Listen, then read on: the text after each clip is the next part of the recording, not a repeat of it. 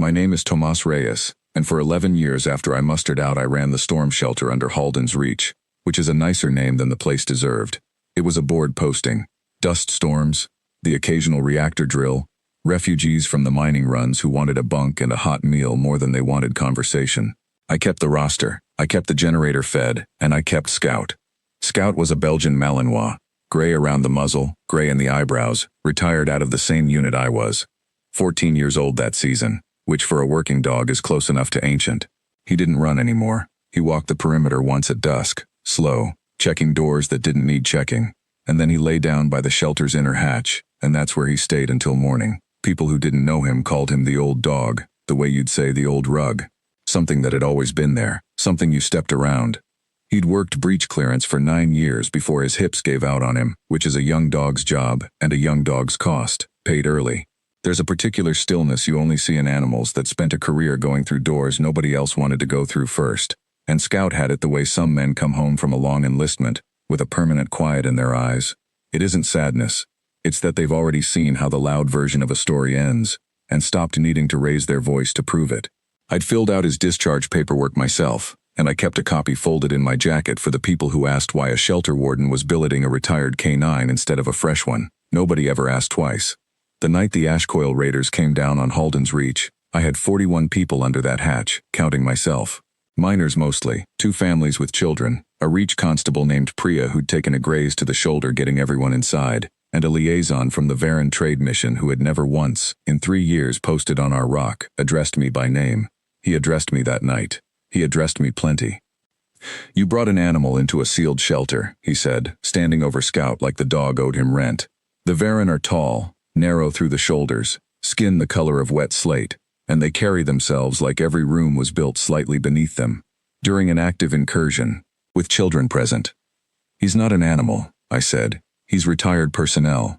The liaison looked at me the way you look at a man who has said something in a language you don't speak. Behind him, Priya was pressing a field dressing to her shoulder and doing a poor job of hiding a smile.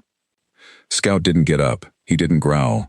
He lay by the hatch with his chin on his paws, ears tracking the corridor outside, and every few minutes his tail gave one slow beat against the floor, like he was keeping time to something only he could hear. That's the thing people never understood about him, not in 11 years. He wasn't calm because nothing was happening. He was calm because he already knew how it was going to end, and he'd decided it wasn't worth standing up for yet. Topside. The Reach took 4 direct hits before the drop pod started landing proper.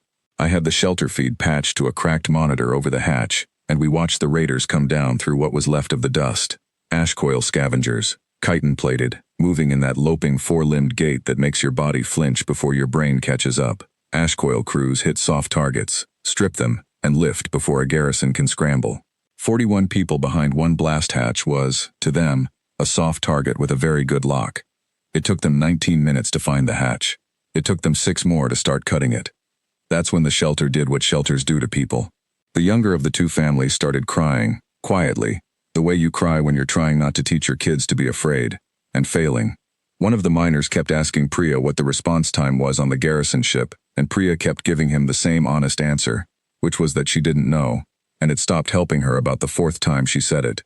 A woman near the generator started praying under her breath, and nobody told her to stop. The Varan liaison stood very straight and did not look at the door, and did not look at me, and did not look at Scout, who had, at some point during the cutting, gotten up. I want to be honest about that stretch of minutes, because it's the part people skip when they tell this story back to me now. 41 people in a sealed room, listening to a torch eat through 6 centimeters of alloy, is not a dignified scene. One of the miners kept his hand on a pipe wrench he had no earthly use for, gripping and re-gripping it, and I let him keep gripping it, because taking it away wouldn't have made him less afraid, just less occupied. I've stood post in worse rooms than that one. I won't pretend I liked it any better this time. He didn't bark. He walked to the hatch, slow, unhurried, the same gait he used checking doors at dusk, and he sat down directly in front of it, facing the seam where the torch was working through, and he was still. "Get the animal away from the door," the liaison said. His voice had gone up half a register. "If that hatch fails, he's not going to move." I said, "Sit down, sir." He did not sit down. Nobody in that room sat down except the 2 kids, who'd run out of tears and fallen into that flat, exhausted, quiet children get. I crouched by Scout and put my hand flat on his back, the way I'd done 1,000 times on 1,000 quieter nights, and I felt his heart going slow and steady under my palm, not fast, slow. He wasn't afraid. He was working. Easy, Scout, I said. Just that. He didn't need more than that. He never had. The hatch gave at 0347. The seam glowed, buckled inward, and 2 ash coil scavengers came through the gap in that low crouched rush they use, mandibles working, weapons already up and hunting for the nearest warm body, which should have been me, or Priya, or the liaison standing frozen against the far wall. It wasn't. It was an old gray dog sitting 3 feet from the hole, not moving, not making a sound, looking directly at them. I've thought about that half-second more than almost anything else from my service.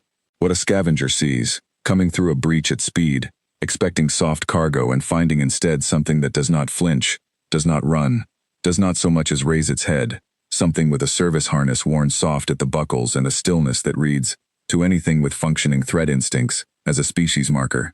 Ash coil crews raid soft targets. They do not, as a rule, stay to find out what a hard one costs them.